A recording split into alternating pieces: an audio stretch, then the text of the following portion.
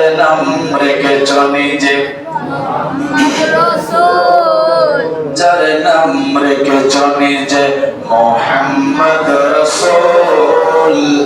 যার নাম রেখেছ নিজে মোহাম্মদ রাসূল সেই নামের উসিলায় দোয়া সেই নামের উসিলায় দোয়া করো হে কবুল আল্লাহ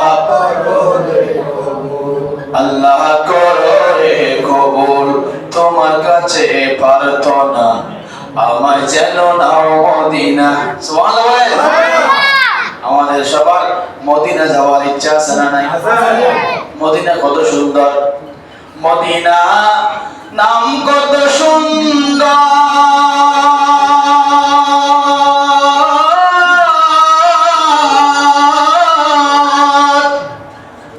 মদিনা কেড়েছে অন্তর মদিনা যাইতে পারলাম না মদিনা দেখিতে পারলাম না সুবহানাল্লাহ বলেন খোদার কসম মদিনা ঘুরে আসেন পাগল হয়ে যান মুস্তাফার জন্য আল্লাহ আমাদেরকে মুস্তাফার দরবারে যাওয়ার তৌফিক দান করুন আমিন যারা গিয়েছেন আমি সহ আমাকে আবারও যাওয়ার তৌফিক দান করুন আমিন তোমার কাছে প্রার্থনা আরে আমায় যেন নাও মদিনা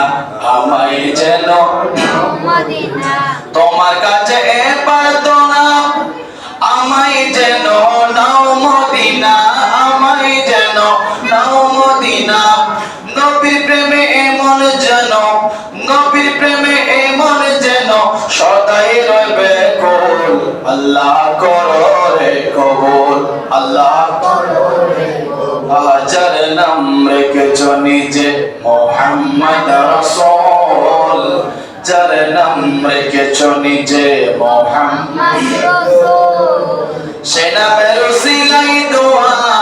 সে নামের উসিলায় দোয়া করো রে কবুল আল্লাহ করো রে কবুল আল্লাহ করো রে কবুল আর শেষ মরণটা মদিনাতে লিখে দিও কফালেতে সুবহানাল্লাহ বলেন আমার নবীর রওজায়ে পাকের উত্তর পাশে যেটাকে বলা হয় জান্নাতুল বকি শরীফ ফজরের নামাজ শেষ করে হায়াতুন নবীর দরবারে গিয়ে চোখের পানি ছেড়ে ছেড়ে জবান ফরিয়াদ করে আশিক রাসূলের চোখের পানি পড়ে আর নবীর জিয়ারত শেষ করার পরে সবাই উত্তর দিকে উঠে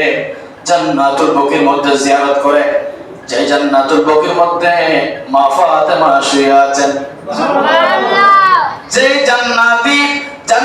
জান্নাতুল বকির মধ্যে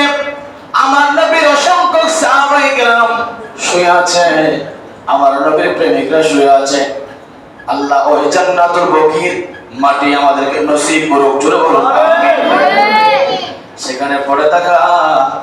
আর জান্নাতে পড়ে থাকা একই কথা সুবহানাল্লাহ সেজন্য আয়েশা বলেন মদিনা যে দেখেছে জান্নাতের স্বাদ সে পেয়েছে সুবহানাল্লাহ মদিনা যে দেখেছে জান্নাতের স্বাদ সে পেয়েছে সে পাবে না শেষ বিচারে সেই পাবে না শেষ বিচারে পাপের কেশারণ